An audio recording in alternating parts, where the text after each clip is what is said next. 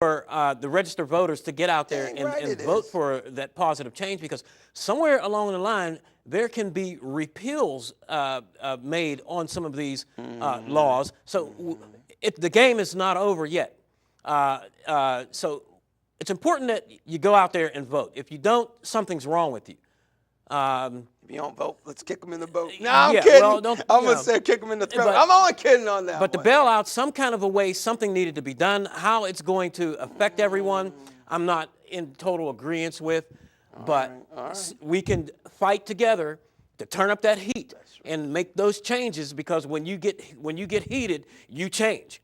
You don't get heated because you don't get changed because you get lighted. You get changed when you get heated. You just gave me an idea. You mean to tell me we can change the future of this country? Yes, we can. We can keep having hope. We can get rid of this stock market all by what? By going out there and pledging your vote for positive change. That's right. Vote. Vote. And let me just make one disclaimer. Go ahead. Whether you vote and you use your brain and you vote for Barack Obama, whether you have common sense or not, no offense, but whether you have the common sense to realize he's the only one that could save America or not, even if you vote for a third party or John McCain, I don't care if you vote for Mama Pizza Land, get to the polls. Get to the polls. I don't care who you vote for. You can vote for yourself. I don't care. Write your own name in. Get to the polls. Period. Well, and we got a call on, so go ahead. We got about 30 seconds, then we got to talk about some ghosts. Hello? Hello. Yeah. What's up? Yeah, I was listening to y'all. Go ahead. Go ahead, caller. Go ahead, call. Hello? Well, I guess we'll have to move forward on that one. It's just highly important for everyone to get out there and vote. Yes. Vote for Barack Obama. Well, vote for America. And vote for America first and foremost. Vote for America. Then we can take the other steps to turn up that heat to make those changes. Before we go into the ghost, let me just say, there are a segment of people in America who think that this country is going in the right direction. And it's wrong for us to say that they're wrong. Even though they are wrong, it's wrong for us to tell them they shouldn't do what they want. Because freedom means you have the right to be an idiot. Exactly. And I'm not calling them an idiot. But if you want to do something foolish like drunken and driving, you have that legal right to do that. So we can't say vote for Barack Obama. We can say, if we want to save America, vote for the choice vote that for will. the right candidate. That's what we can say. That's what I'm. But in the basically meantime, what I'm I got a question for you. Go ahead. Can you tell me about your ghost? Because we only have about 5 minutes. Well, tell me a lot about your ghost story. Well, it happened to be some years ago, but it was around Halloween time. Woo! And Halloween. There I just had to do that. There was some news going around about kids being abducted. It was pretty scary. And for some reason, after we made our trick-or-treat rounds and had fun and enjoyed the night's festivities, myself and a couple of my brothers seemingly had an experience of the paranormal. Because there was a misty white image that appeared in front of us. Now, we weren't sleeping, so we all couldn't have had the same dream. That's true. That's true. And this image appeared in front of us. And we all acknowledged that we all saw this ghostly image. Okay. We hadn't hit the chocolate yet. We hadn't gotten into the chocolate candy yet. So it was just such an unforgettable experience to see something appear in front of you and go away in such a short period of time. But for 3 different people to see the same thing right in front of you is pretty scary, pretty frightening. So wow. I just wanted to share that story with you. Well, you know what? Let's answer this call, and then I have a couple of ghost stories. I hope you have at least 1 or 2 more. Maybe I can we have come about up with 5 another minutes, but we're going to kick some butt.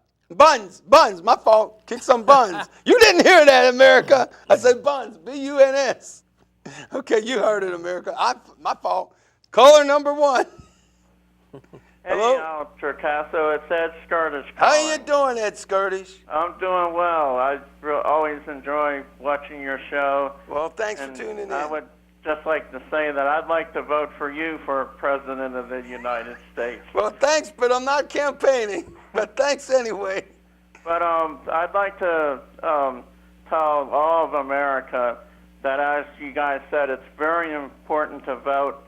And I'm also very disturbed at a lot of veterans who served in the armed forces that for some reason they're not voting. And I think it's important for us to stand up and to really look at the issues and to just look at who. I think we should all look at who do we think is going to really change America. So. Well, guess what, Ed? We may get a great candidate to be president, but you want to know who's really going to change America, Ed? Ed Skirtish, Albert Torcaso, Nancy Way, Annette Mendel, Lenell Jones III, and the rest of Americans. We are going to change America. But we got to start. We got to start by getting to the polls, Ed. That's where it But starts. I'm going to quickly tell a ghost story. So, Ed, give me a call sometime, all right? Okay. All right, we're gonna move great forward. show, and it's good to see everybody doing well. Well, thank you, Ed. Keep tuning in. Okay. All right, Thanks. and now get ready for a ghost story. Okay. All right, America, Bye. we got 5 minutes. Now, let me just tell you a little old story. In 1999, I went out to my car, and I was heading out to go on an appointment. And my neighbor, Margie, was on the porch, and it was January 1999. It was a warm day, January 1999, the month of January. And so my neighbor was out there, and she was sweeping her porch. And so I started talking to her, small talk and what have you. And we talked for about 5 minutes. And at the end of the conversation, I said, Margie, why are you sweeping your porch now? You can do that in the spring. Because I was kind of perplexed. I'm thinking, why would you sweep your porch just because it's a warm day? Why are you doing these kind of garden and house yard work kind of things? So I said to her, why are you sweeping your porch? You can do that in the spring. So Margie replies to me, well, you never know when you can do it again. So, okay, I figure, all right, well, I said, well, I'll see you later, Margie. And I get in my car and I leave. And 3 weeks later, we're coming home from an event. And Annette says to her, Margie had a roomer, a boarder. And she said, she small talk, how you doing, yada, yada, yada. And at one point she says to the lady, how's Margie doing? And the lady says, Margie died in November. Now, the words I used, I can't say, but I said, girl, you must be on effing crack. I just spoke to that woman 3 weeks ago. So yes, America, what I'm telling you is, in 1999, I spoke to my neighbor who had been dead for 3 months. Freaked me the headies out. I mean, I couldn't believe it. I spoke to a dead woman. But you want to hear the kicker, Lenell? I thought, okay, maybe I was hallucinating or forgetting the month. So I went to the Carnegie Library of Pittsburgh. Okay. I researched the meteorological records for 1999. Sure enough, we had about 7 warm days in January. And in fact, Margie died on November the 1st, 1998. So what happened to me really did happen.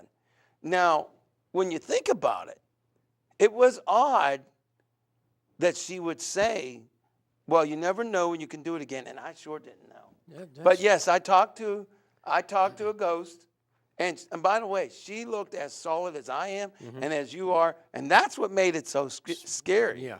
But we're getting ready to close down. We have a couple more ghost stories. We're going to tell those to you in November, even though it's going to be voting day. We're going to throw in a couple extra side stories. But before we go, what was the point of today? Let me make it perfectly clear. The point is, the ghost stories was a little bit frightening.